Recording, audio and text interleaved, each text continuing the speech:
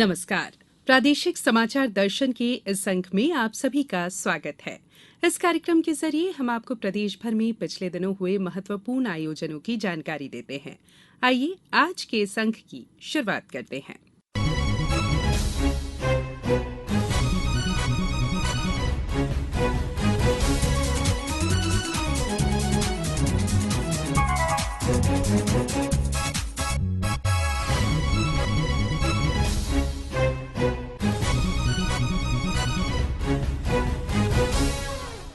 उज्जैन में पिछले दिनों प्रधानमंत्री नरेंद्र मोदी ने महाकाल लोक का लोकार्पण किया। पेश है हमारे उज्जैन संवाददाता की रिपोर्ट। तीनों लोकों से प्यारी अवंतिका नगरी हमारे का वैभव और अध्यात्म दोनों पर ही पूर्ण अधिकार है और देवताओं भी इस प्रतिकल्पना नगरी की गुणगान करते हैं, जहां शिव महाकाल के रूप में विराजते हैं। और यही प्रथम चरण के महाकाल विस्तार का लोकार्पण भारत के प्रधानमंत्री नरेंद्र मोदी के कर कमलों से होकर अब यह आमजन और श्रद्धालुओं के लिए खोल दिया गया है। शिव पुराण पर आधारित भित्ति चित्रों और मूर्तियों के माध्यम से आज के युवा सनातन संस्कृति को जान सकते हैं, तो नाइट गार्डन और लेजर शो के माध्यम से भी उसे अंगीकार कर सकते हैं। 850 करोड़ के इस प्रथम चरण के बाद महाकाल महाराज परिसर में अभी 2 चरणों में विस्तार कार्य और होना है, पर उससे पूर्व ही उज्जैन रेलवे स्टेशन से महाकाल महाराज मंदिर और महाकाल लोक के लिए श्रद्धालुओं के सुविधा के लिए ले जाने के लिए 209 करोड़ का रोपवे टेंडर भी मंजूर हो गया है। प्रादेशिक समाचार दर्शन के लिए उज्जैन से हेमेंद्र नाथ तिवारी। शहडोल जिले में मानसिक रोगियों की तलाश के लिए स्वास्थ्य विभाग ने विशेष अभियान चलाया है। इस अभियान के खास पहलुओं पर जानकारी दे रहे हैं हमारे शहडोल संवाददाता। मानसिक स्वास्थ्य जागरूकता सप्ताह अभियान शुरू करने से पहले शहडोल जिला अस्पताल के पोषण पुनर्वास केंद्र में विश्व मानसिक स्वास्थ्य दिवस मनाया गया। इस दौरान जागरूकता कार्यक्रम का आयोजन किया गया। 10 अक्टूबर से 16 अक्टूबर तक पूरे जिले में मानसिक रोगियों की पहचान की गई। पहले दिन 20 मानसिक रोगियों को चिन्हित कर उनका उपचार शुरू किया गया था। एक सप्ताह के विशेष अभियान में सैकड़ों मानसिक रूप से बीमार लोगों को तलाश कर उनका इलाज शुरू किया गया।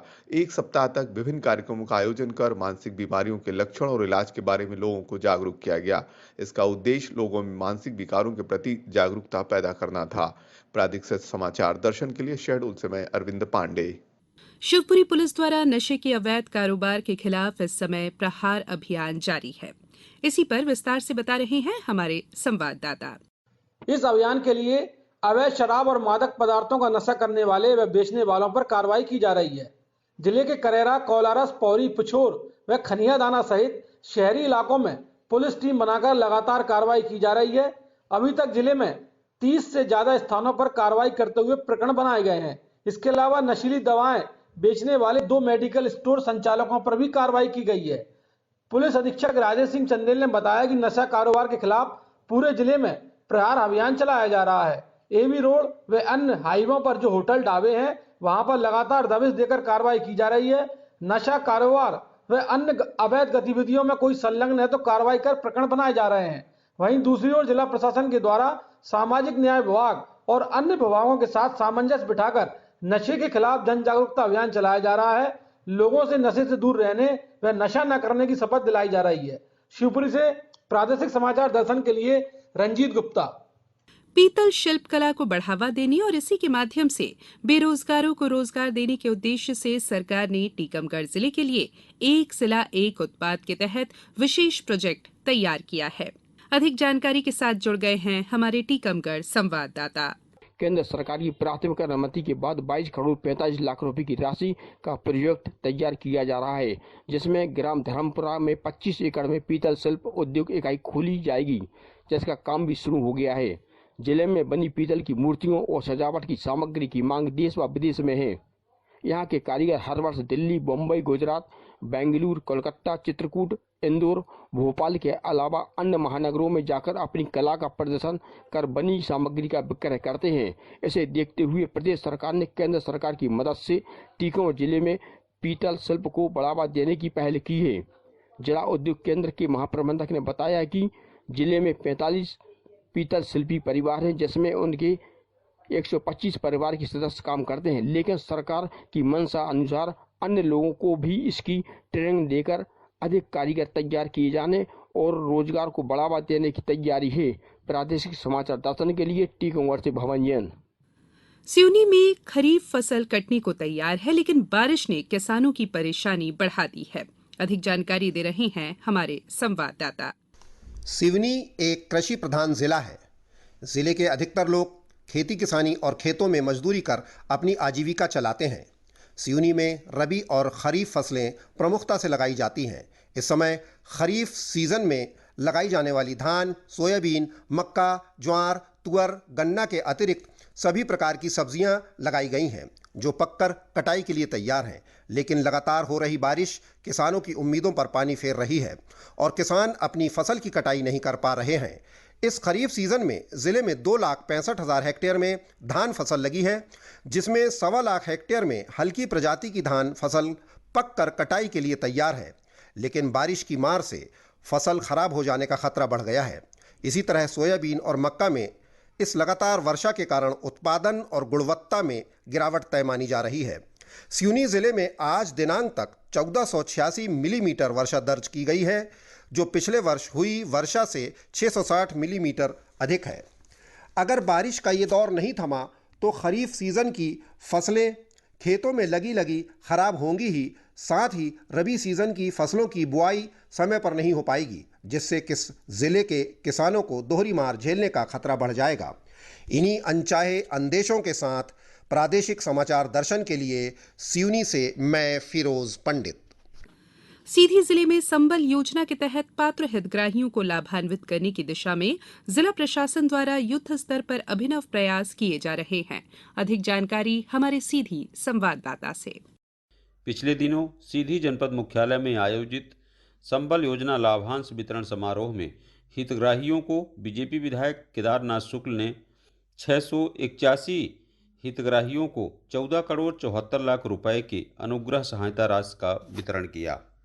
कार्यक्रम में सीधी जिले के संबल योजना के 674 हितग्राहियों को 14 करोड़ 58 लाख रुपए तथा भवन संनिर्माण कर्मकार मंडल के 7 हितग्राहियों को 18 लाख रुपए की अनुग्रह सहायता राशि उनके खातों में अंतरित की गई है।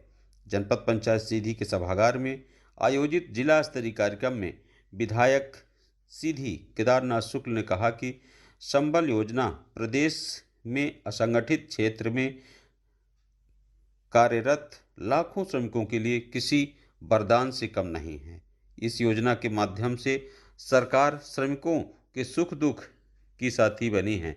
योजना में श्रमिक के परिवार में जन्म से लेकर मृत्यु तक आर्थिक सहायता दी जाती है। यह योजना श्रमिकों के सभी हितों की रक्षा करती है। योजना पोषण, शिक्षा, स्वास्थ्य, रोजगार एवं कठिन समय में परिवार की मदद कर उन्हें संबल देने का कार्य करती है। उन्होंने कहा कि प्रत्येक पात्र हितग्राही को संबल योजना में अपना पंजीयन कराना आवश्यक है। परिवार के मुखिया के नाम से पंजीयन होने से शासन द्वारा संचालित विभिन्न योजना का लाभ उठा सकते हैं। यह योजना गरीब और पिछड़े लोगों के लिए अति आवश्यक है। उन्होंने कहा कि मुख्यमंत्री जन सेवा शिविर के माध्यम से लोगों को पेंशन, आयुष्मान कार्ड, संबल कार्ड, गरीबी रेखा में नाम जुड़ना, जात प्रमाण पत्र, इस प्रकार 38 तरह की योजनाओं का लाभ मिल रहा है। उन्होंने यह भी कहा कि शिविर के माध्यम से सरकार द्वारा चलाई जा रही जन कल्याणकारी योजना का लाभ अवश्य उठाएं।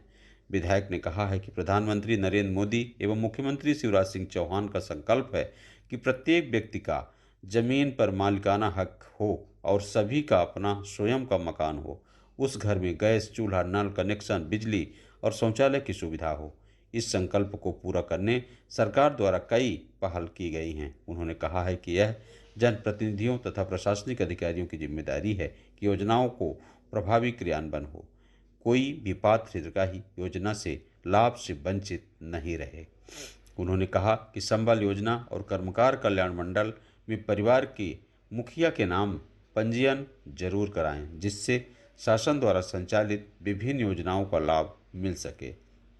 इस मौके पर मौजूद जनपद पंचायत सीधी के अध्यक्ष धर्मेंद्र सिंह परिहार एवं मुख्य कार्यपालन अधिकारी जिला पंचायत सीधी राहुल धोटे ने कहा है कि संबल योजना प्रदेश में असंगठित क्षेत्र में कार्यरत लाखों श्रमिकों के लिए एक महत्वपूर्ण योजना है। अनुग्रह सहायता योजना में श्रमिक की दुर्घटना में मृत्यु होने पर 4 लाख, सामान्य मृत्यु होने पर 2 लाख, अस्थायी अपंगता पर 2 लाख, आंशिक अस्थायी अपंगता पर 1 लाख और अंतिम संस्कार सहायता के रूप में 5,000 रुपये की अनुग्रह सहायता राशि दी जाती है। संबल योजना में महिला श्रमिक को प्रसूति सहायता के लिए 16,000 रुपये और श्रमिकों के बच्चों को निःशुल्क शिक्षा के लिए छात्रवृत्ति उपलब्ध कराई जाती है। यह योजना श्रमिकों के सर्वांगीण विकास में सहायक सिद्ध हो रही है। कार्यक्रम के माध्यम से संबल योजना अंतर्गत जनपद पंचायत सीधी के 132 हितग्राहियों को 2 करोड़ 88 लाख, सिहावल के 180 हितग्राहियों को 3 करोड़ 90 लाख, रामपुर नैकिन के 99 हितग्राहियों को 2 करोड़ 10 लाख, मझौली के 146 हितग्राहियों को 3 करोड़ 16 लाख, कुसमी के 74 हितग्राहियों को 1 करोड़ 64 लाख, नगर पालिका सीधी के 22 हितग्राहियों को 46 लाख, नगर पंचायत रामपुर चुराहट के 11 हितग्राहियों को 22 लाख तथा रामपुर नैकिन के 10 हितग्राहियों को 22 लाख रुपए की अनुग्रह सहायता राशि प्रदान की गई है। इसी प्रकार भवन निर्माण एवं कर्मकार कल्याण मंडल योजना के माध्यम से 7 हितग्राहियों को 16 लाख रुपए की अनुग्रह सहायता राशि प्रदान की गई है। प्रादेशिक समाचार दर्शन के लिए सीधी से मैं सचिंद्र मिश्र। प्रादेशिक समाचार दर्शन के आज के अंक में फिलहाल इतना ही। अगले सोमवार फिर आपसे मुलाकात होगी। तब तक के लिए नमस्कार।